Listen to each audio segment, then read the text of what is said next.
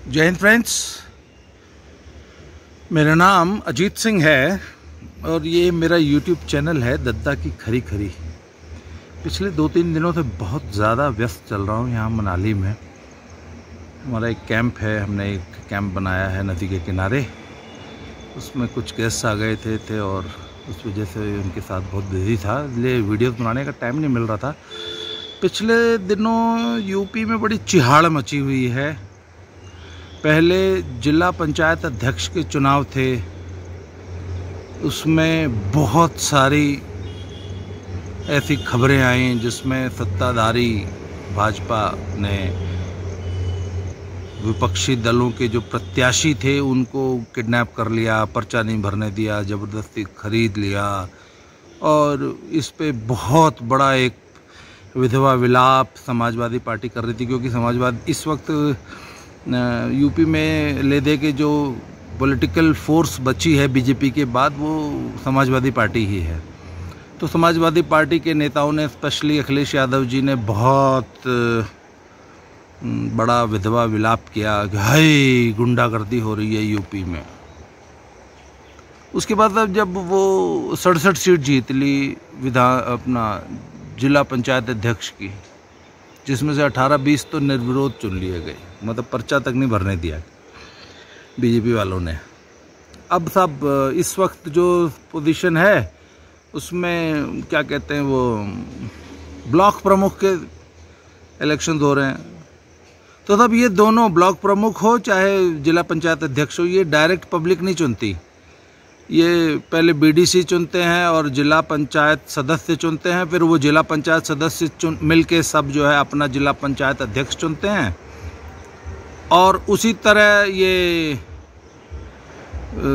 Block प्रमुख में भी पहले बीडीसी चुने जाते हैं और उसके बाद वो सारे बीडीसी वगैरह सब मिलके, ऐसे बहुत सारे वोट्स होते हैं ब्लॉक में, वो सब मिलके अपना ब्लॉक प्रमुख चुनते हैं। तो चूंकि अब पब्लिक डायरेक्ट नहीं अपना जनप्रतिनिधि चुन रही है, तो तब ऐसे में ज़बरदस्त गुंडागर्दी, लूटपाट और सौदेबाजी होती है। जिला पंचायत सदस्य जो हैं वो लाखों रुपए में बिकते हैं। एक बार, बहुत पुरानी बात है, हमारे यहाँ स्कॉर्पियो का रेट था, उसके बाद वो 14-15 लाख की स्कॉर्पियो आती थी उन दिनों, उसके बाद वो 35 लाख हो गया। आजकल मैंने सुना था 50 लाख रुपए तक में जो है जिला पंचायत सदस्य बिकते हैं, और जो ज़्यादा सदस्य खरीद ले वो जिला पंचायत अध्यक्ष बन जाता है। कई बार क्या होता था आपकी, एक बार जब गाजीपुर में हुआ था कि एक जनाब ने जो है 10-12-15 सदस्य खरीद लिए। अच्छा, जब ये वोट खरीदते हैं ना तो बोलते हैं हमारे सामने देना पड़ेगा वोट। तो बहुत से लोगों ने उनको वोट दे भी दिए, फिर वो हार गए। मतलब वोट खरीद के वोट ले भी लिए, इसके बावजूद हार गए। तो जब हार जाते हैं ना, तो वो जिनको पैसे दिए होते हैं ना, उनसे ज़बरदस्ती वो पैसे वापस भी ले लेते हैं। ये भी होता है। तो कहने का मतलब साहब, ये जो हमारा जो पंचायती राज सिस्टम जो राजीव गांधी जी दे गए ना, ये देश में एक बहुत बड़ा कोड़ दे गए। भैया, अगर तुम बीडीसी पब्लिक चुन रही है, पंचायत सदस्य अगर पब्लिक चुन रही है, तो ये पंचायत अध्यक्ष का चुनाव भी सीधे पब्लिक द्वारा करवा लो ना। ये इतने बड़े भ्रष्टाचार और इतने बड़ी एनार्की के लिए रास्ता आपने खोल क्यों रखा है? और आज तक आपको ये समझ में नहीं आया कि ये इस वजह से इतनी बड़ी एक एनार्की हो जाती है समाज में, ज़बरदस्त गुंडागर्दी हो रही है। और दूसरी बात साहब, समाजवादी पार्टी के हमारे टिप्पू भैया जो है ना, अखिलेश यादव जी, वो बहुत रो रहे थे, हाय यूपी में गुंडागर्दी हो गई, हाय यूपी में गुंडागर्दी हो गई। तो टिप्पू भैया, आपको मैं 2-4 बातें थोड़ी सी याद दिलाना चाहता हूँ। सर, इस यूपी में जो गुंडागर्दी का राज है ना, और ये गुंडागर्दी का सिस्टम, सर आप भूल गए क्या ये किसने शुरू किया था इस प्रदेश में? हालांकि शुरू तो किया था कांग्रेस ने 70 और 80 के दशक में, जो है जब कांग्रेस के मुंह से चिराग जलते थे, तब देश के चोर गुंडे बदमाशों से सबसे पहले बूथ कैप्चरिंग कराना, बूथ लूटना। और जब वो गुंडों को ये समझ में आ गया कि यार हम जब इनके लिए बूथ लूट सकते हैं तो अपने लिए लूट लें, तो जब वो राजनीति में आने लग गए, तो तब उनको टिकट दे के एमएलए, एमपी, विधायक, मंत्री बनाना ये कांग्रेस ने शुरू किया था। फिर वो जो ये जितना मतलब राजनीतिक करप्शन का जो भी बीज है वो कांग्रेस का बोया हुआ है। हमने तो तब यहाँ तक सुना है कि 1950-52 में जब पहला इलेक्शन हुआ था ना, तो रामपुर में कांग्रेस का एक कैंडिडेट चुनाव हार गया था और नेहरू जी ने खुद दबाव डाल के रामपुर के डीएम से जबरदस्ती मतलब हारे हुए कैंडिडेट को जितवा दिया था 1950 में या 52 में, जो भी पहला चुनाव हुआ था वो उतना मुझे याद नहीं है। तो तब चुनावी धांधली, चुनाव में गुंडागर्दी की नींव तो नेहरू जी रख गए थे। वो तब जीप कांड जब हुआ था तो जब फिरोज खान गांधी ने संसद में बवाल मचाया था तो नेहरू जी ने कहा था अरे इतने बड़े देश में छोटे मोटे करप्शन तो होते रहते हैं। नेहरू जी, अगर आपने उस दिन अपने रक्षा मंत्री को बर्खास्त कर दिया होता ना उस जीप कांड में, जीप कांड ये था कि इन्होंने पैसे दे दिए तो जीपें आई ही नहीं थी इंडियन आर्मी के लिए, वो था जीप कांड। उस ज़माने में शायद 50,000 या इतने कुछ रुपए का था, 1947-48 के आसपास। तो तब वहाँ से भ्रष्टाचार की, और इस तरह सोनिया गांधी और संजय गांधी के ज़माने में राजनीतिक भ्रष्टाचार, बूथ कैप्चरिंग, लूटपाट और चोर गुंडे बदमाशों को टिकट देना, उनको एमएलए एमपी बनाना, ये इंदिरा जी ने और संजय गांधी जी ने शुरू किया था। उसके बाद तब इस विधा में मास्टरी हासिल कर ली हमारे इन समाजवादी पार्टियों ने, उधर लालू जी ने, इधर मुलायम जी ने। अखिलेश जी, मैं आपको एक बात याद दिलाऊं सर, आपको याद है 2002 में जब आपके पिताजी माननीय नेताजी ने कन्नौज की सीट खाली कर दी थी तो उपचुनाव हुए थे और आप कन्नौज सीट से पहली बार सांसद बने थे। सर याद है आपको? 2002 की बात है सर। अखिलेश जी, उस चुनाव में कितनी भयंकर गुंडागर्दी की थी समाजवादी पार्टी के लोगों ने, सर आपको याद है? सर याद कर लीजिए, थोड़ा सा दिमाग पे जोर दीजिए सर। उसके बाद याद है 2004 में फिर लोकसभा चुनाव हुए थे और आप फिर उसी कन्नौज से चुनाव लड़े थे। तो सर उस वक्त ना एक लड़का होता था नीरज मिश्रा करके, कन्नौज का, उसने आपके समाजवादी गुंडों की इस बूथ कैप्चरिंग और लोकतंत्र की लूट का सरेआम विरोध किया था। उस वक्त भी आपके और आपके बाप के मुंह से चिराग जलते थे यूपी में, और वो एक अकेला लड़का था नीरज मिश्रा, उसने सर आपका विरोध किया था। सर आपको याद है आपने उसकी गर्दन कटवा ली थी?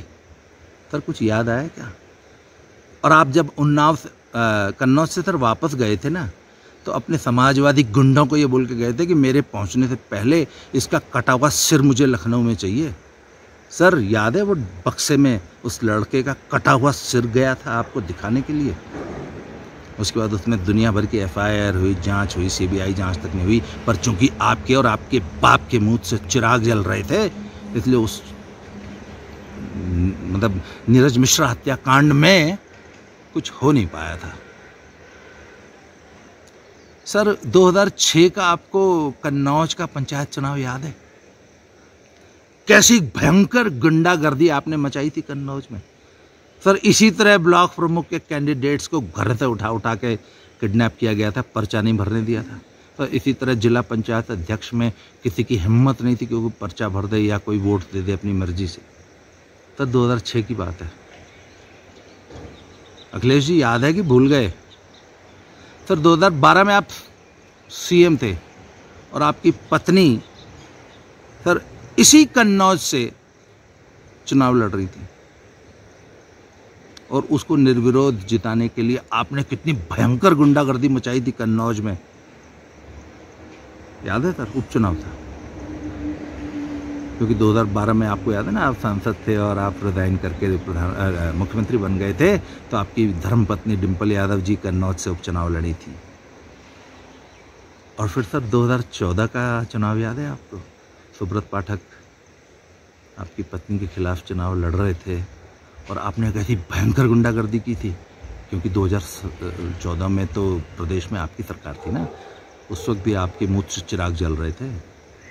पर सर 2019 में क्या हुआ ये भी याद है आपको?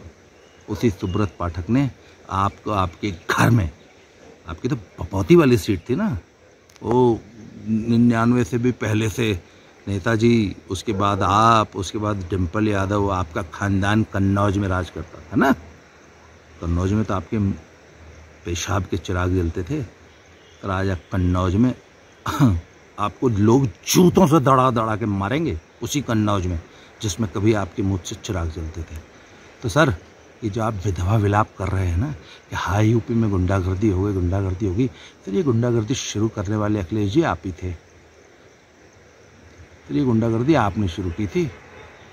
हाँ, बीजेपी वाले अब इस गुंडागर्दी का खेल आपसे बेहतर सीख गए। मैं इसका समर्थन नहीं कर रहा हूं। मैं योगी जी से और मोदी जी से आह्वान करूंगा कि सर ये गुंडागर्दी कब तक चलेगी। इस गुंडागर्दी को खत्म करने का सिर्फ एक तरीका है, अपना ईवीएम से चुनाव कराइए, प्रत्यक्ष चुनाव हो, जनता अपना ब्लॉक प्रमुख और जनता अपना जिला पंचायत अध्यक्ष चुने।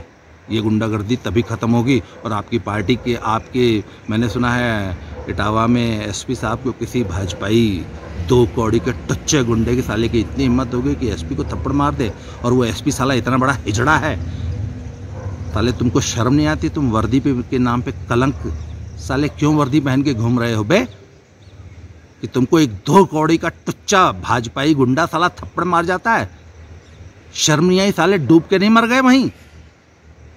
किस लिए दिया बे तुमको रिवॉल्वर? किस लिए? तुम्हारी फोर्स क्या कर रही थी बे साले?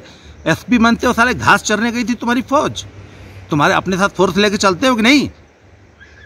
हिजड़े पाल रखे बे तुमने अपनी सिक्योरिटी में। ये 2 कौड़ी का साला भाजपाई गुंडा तुमको थप्पड़ मार के चला गया। शर्म आनी चाहिए साले, पुलिस के नाम पे कलंक हो तुम। ऐसे हिजड़े साले फौज में, पुलिस में भर्ती कैसे हो जाते हैं तुम्हारे जैसे? तो सब मोदी जी एंड योगी जी, इस गुंडागर्दी वाले चुनाव को खत्म कीजिए सर। पब्लिक डायरेक्ट अपने जनप्रतिनिधि चुने। और अखिलेश जी, जिस खाली थाली में खुद खाना हो ना, उसमें टट्टी नहीं की जाती। ये ध्यान रखो कि जिस थाली में आज टट्टी कर रहा हूँ, उसी में कल फिर खाना खाना है। ये राजनीति का माहौल आपने, समाजवादी पार्टी ने प्रदेश में खराब किया था। भाजपा तो बहुत शरीफ लोगों की पार्टी हुआ करती थी। सर, गुंडागर्दी आपने सिखाई है, ठीक है, दूर होनी चाहिए, हम उसका समर्थन नहीं कर रहे हैं। पर सर, आपकी बोई हुई विष बेल ने आज आपको गले तक जकड़ लिया है सर, इतना ध्यान रखिए। और एक बार फिर से इन जनप्रतिनिधियों का चुनाव पब्लिक को डायरेक्ट करने दो, गुंडागर्दी अपने आप खत्म हो जाएगी। एमएलए और एमपी के चुनाव में कोई बूथ कैप्चरिंग करके दिखा देना, आज नहीं होती ना। फुल प्रूफ सिस्टम बनाइए। इस गुंडागर्दी का हल सिस्टम में है, रोने विधवा विलाप से नहीं होगा कुछ। आज के लिए इतना ही, बहुत बिजी चल रहा हूँ। ये देखिए, ट्राइपॉड तक नहीं लगाया, हाथ में पकड़ के जो है ये वीडियो बना रहा हूँ। थोड़ा बहुत हिल रही है, माफ़ कीजिएगा। बहुत जल्दी इसी तरह व्यस्त शेड्यूल में से टाइम निकाल के आपसे फिर से मिलते हैं। बहुत जल्दी अगली वीडियो के साथ आपके साथ आता हूँ। कारगिल वाली सीरीज़ इसी तो चलती रहेगी। ये एक समसामयिक विषय आ गया तो उस पर बना दी। जैसे ही फ्री होता हूँ अगली वीडियो बनाता हूँ। आज के लिए इतना ही। थैंक यू वेरी मच, बहुत बहुत धन्यवाद। फिर से मिलते हैं।